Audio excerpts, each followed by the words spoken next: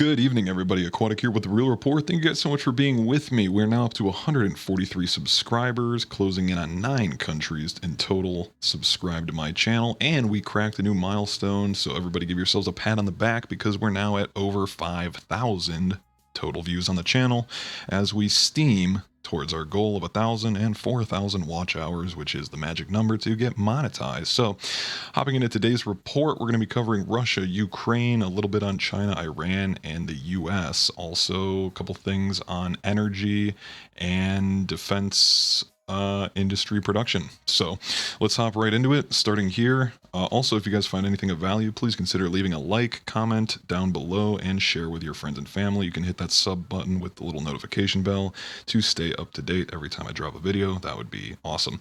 All right, first article.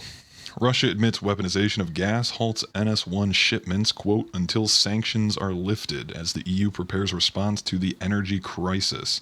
Things are definitely getting worse. 2 days after Russia indefinitely halted natural gas supplies via the Nord Stream 1 pipeline for the amusing reason that there was a, quote, oil leak shown below. This looks like something you'd find off Google Images. Russia's gas supplies to Europe via the Nord Stream 1 pipeline will not resume in full until the, quote, collective West lifts sanctions against Moscow over its invasion of Ukraine. Russia no longer needs to pretend it needs to export commodities to Europe. After all, it has more than enough demand in China and India. Sky Salvini claimed that sanctions meant to punish Moscow over its invasion of Ukraine had in fact helped Russia, resulting in an export surplus of $140 billion during the year ending in July 2022. So some really interesting stuff there. Like we said, every other country except them has been worse off, especially the European nation. Pope Francis, the world is already in a third world war being fought piecemeal. So interesting headline as we continue to roll out new world war headlines, and everybody go back and read your history, how the original world war started, and you can see it's always one country, more get sucked into it. So definitely don't take the current events lightly because things can change on a dime. Now, real quick, in the Middle East, the Islamic State claims deadly attack near Russian embassy in the Afghan capital. Keep an eye on that because we're also obviously in the Middle East. U.S. simulates bombing mission over the Middle East amid Iran tensions. The United States said Monday that 2 long-distance warplanes flew across the Middle East as part of a simulated international bombing exercise amid tense haggling on restoring a nuclear deal with Iran, which Israel does not want us to do this deal, and frankly, it's not good for the American people either, as it allows them a lot more breathing room instead of continuing what should be a no-tolerance policy. Threats to the U.S. and our partners will not go unanswered, they, however, noted. So, back to Russia, Ukraine. Russia holding joint military exercises with China. The exercise isn't directed against any specific countries or military alliance and is purely defensive. Just like their special military operation that is now lasted, 7.5 months in Ukraine. Russia will participate in military exercises with China amid escalating tensions between the pair and Western nations over Moscow's invasion of Ukraine and the Chinese aspirations to control Taiwan. The Russian Ministry of Defense has said it will include over 50,000 troops, 140 aircraft, and 60 warships. Russia has insisted that the exercise with China were not indicative of further territorial aspirations, but defense preparations. However, the drills, in case you guys want to mark it on your calendar, the 1st, a couple days ago, to the 7th, and will include participants from former Soviet states and other Russian allies such as Syria and Nicaragua, troops from India, which, funny enough, Chinese rival, are also going to be there. And noteworthy here, because I've covered this on the channel in 2 videos now, but here it is again. India, a Chinese rival that has recently clashed with the communist superpower over lingering Himalayan border disputes. Remember from last week's video, we covered that on the wiki article. Really interesting stuff. Over here, Russia burning $10 million in gas a day that would have been sent to Europe. So this is a big middle finger Residents of Finland began reporting a huge jet of flame from across the Russian border last month. Satellite images detected a massive heat bloom that turned out to be a Russian liquefied natural gas, LNG, plant burning off millions of cubic meters of gas that were supposed to be sold to European customers. Russians are burning 4.34 million cubic meters of gas worth $10 million every day, destroying enough fuel to supply 1.5 million European homes. I'm sure they will sorely miss that this winter. The plant is located near a compressor station for the Nord Stream 1 undersea pipeline that leads to Germany. Sorry about this fire truck going by in the distance. Here, China calls on Putin to end Russian roulette at the Zaporizhia nuclear plant in Ukraine after disaster near miss. Keep an eye on this. I keep coming back to it because the consequences if this plant goes kablooey are obviously Chernobyl 2.0, but worse because I believe it's the largest plant in Europe. We've also been covering that. So, if you guys want to stay in the know, hit that subscribe button. Beijing warns just one incident might cause a serious nuclear accident with irreversible consequences for the ecosystem and public health of Ukraine and its neighboring countries. Fresh shelling at Ukraine nuclear plant sparks radiation fears as Ukraine and Russia traded fresh accusations of shelling at the plant. On Saturday, its operator warned of the risk of a radioactive leak. The Zaporizhia plant in southern Ukraine has been occupied by Russian troops since early March. Kiev and Moscow have repeatedly accused each other of rocket attacks in the vicinity of the plant. Again, Europe's largest. There it is. And again, the IAEA to visit the plant in the next few days as Ukraine officials hand out iodine pills. The city's authorities made iodine pills available to residents due to fears over a possible nuclear accident. As these headlines become more commonplace, the IAEA chief confirmed he is leading a team from the United Nations. United Nations getting involved, keywords. Nuclear watchdog that it will visit the facility in the coming days, which they're already there, but I have not seen any new headlines out of. Here's a map. Cities near Ukrainian nuclear plant shelled. Again, another supporting article. Fears persisting that fighting in the vicinity could damage the plant and cause a radiation leak. Here, German lawmakers break ranks, demand halt to weapons for Ukraine amid escalation spiral. Not sure if you guys have been following this, but it's absolutely mind-boggling what's going on with energy in Germany, whether they're telling their citizens they can go to, quote, warming islands this winter and seek heat because they won't be able to power their homes or to cook or use anything that requires electricity. It's simply not going to be available. You guys can also, I'm going to make another video talking about the same problem happening in Britain right now. They're saying they might have to throttle everybody's electricity and you can only cook in certain windows and use your furnace in certain allotted hours. Really insane stuff going on.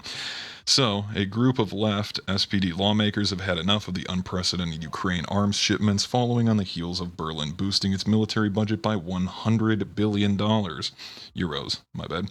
They've sent a letter to German Chancellor Olaf Scholz with the title, "The Weapons Must Be Silent." Instead of pumping weapons into a hot conflict with a nuclear-armed superpower, the group within Scholz's own party are demanding the pursuit of a diplomatic negotiation, pushing the Ukrainians to the peace talks table, which we know the West does not want them to go to the peace talks table, which I've got the article towards the end of this video coming up. Critics of the letter are already calling it capitulation. You guys have heard me say that word probably at least a dozen times.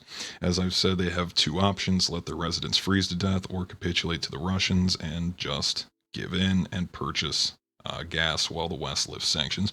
Lawmakers not only warn of German economy plunged into recession and an energy emergency which will hit the common people and the poor especially hard. With every delivery of weapons, it is important to carefully weigh up and consider whether the red line lies which could be perceived as entering a war and provoke corresponding reactions. NATO or individual Western states must not be part of the war because this will inevitably extend the war to a third party, possibly atomic world war.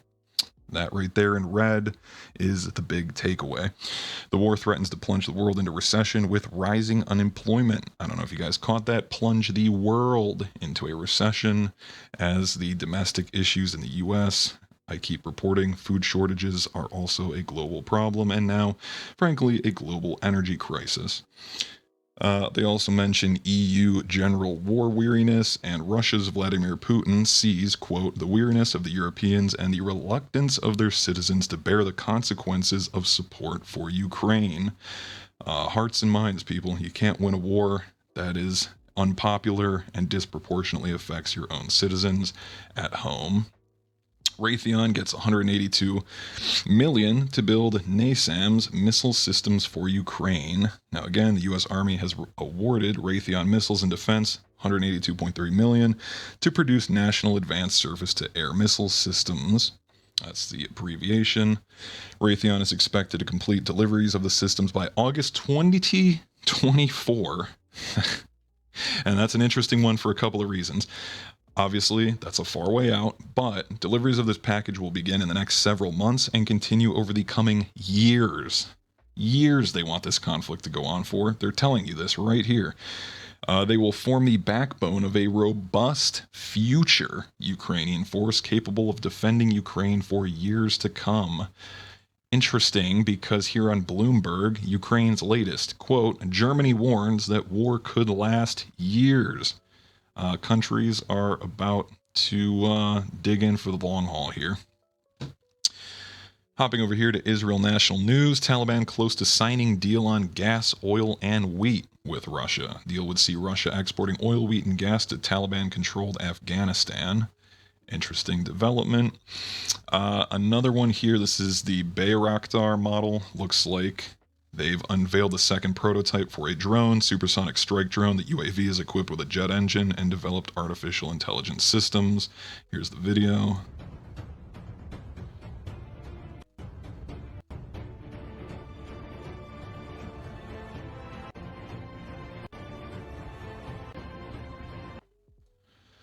And that one is interesting because Russia is displeased with the first combat drones delivered by Iran for the Ukraine war. Iran has reportedly delivered the first shipment of its locally made combat drones to Russia for use by their troops. The Iranian government is preparing to provide Russia with several hundred UAVs. Interesting part, the deal has angered Americans who had warned Tehran not to ship the drones. Opponents of a resumption of the nuclear deal with Iran say lifting sanctions on Tehran could strengthen Russia's war effort in Ukraine, allowing it to bypass sanctions imposed on it by the world powers for its invasion of the country. Interesting one, notes right here. Think about this one. You don't need to spend a lot on research and development when you can simply capture the Predator drone that was captured by Iran in 2011, took that apart, the RQ-170. So to think that these countries are, living in the 80s is just not true anymore. All these countries, especially China, really excels at nicking pretty much our most modern technology, maybe a couple years old, and reverse engineering that. So keep in mind, Iran has also been doing this. And so they're using our 2011 tech. They've probably upgraded it substantially and using that for the drones that they are giving the Russians for Ukraine. Now, Pentagon stockpiles, I covered this in last week's articles, but this is very, very, very serious. Pentagon stockpiles are, quote, uncomfortably low amid Ukraine transfers, officials admit. The DoD is now opting to send 105mm rounds to Ukraine instead of the 155mm guided smart artillery shells as our supplies are depleted. The Ukrainian army was at that point firing 3,000 155mm shells per day. Now we're only sending them 1,000. It remains that the biggest winner in all of this, of course, is the big defense contractors and manufacturers, military-industrial complex. Unfortunately, the situation here is such that we have an absolute deficit in our own stocks, according to the foreign minister, Baerbock. However, Germany is also experiencing the same issue. Germany must also think in the medium term due to the German arms problem. The armaments industry had to dedicatedly produce materials for Ukraine, neglecting their own. China, here's a funny one going back to energy and sanctions not working on Russia. China is simply aggressively reselling Russian gas to Europe. China has been soaking up more Russian natural gas so far this year, while imports from other countries' sources declined. Russia has surpassed Indonesia and the United States to become China's fourth largest supplier of LNG, liquid natural gas, so far this year. And for the final article, and we're going to wrap this up, Western allies led by UK's Johnson sabotaged tentative Ukraine-Russia peace deal in April. You want to talk about things that are systematically done, that are intentional, that blah, blah, blah, blah, however you want to phrase it. It's profitable. They've already said they want to fight to the last Ukrainian. If you guys remember, the Ukrainians and Russians came to the table. They thought there was going to be a peace deal. And after Boris Johnson visited the country about 3 days later, Zelensky said that a peace deal was simply no longer possible. And the Russians said the same thing, because originally they were going to capitulate and say they would not join NATO. Russia would keep the Donbass and Crimea, and they would go their separate ways pretty soon into the start of the conflict. Here, according to multiple former senior U.S. officials spoke in April 2022, Russian and Ukrainian negotiators appeared to have tentatively agreed on the outlines of a negotiated interim settlement. Russia would withdraw to its position on February 23rd when it controlled parts of the Donbass region and all of Crimea. In exchange, Ukraine would promise not to seek NATO membership and instead receive security guarantees from a number of countries. But Russian Foreign Minister Sergei Lavrov stated in July, this compromise is no longer an option. All right, guys, we're going to wrap that up. So if you guys think anything in this video is worth watching, like I said, please leave a comment, like, it really helps me out, and consider hitting that subscribe button as we try and grow the channel. I'll see you guys in the next one. Have a good night.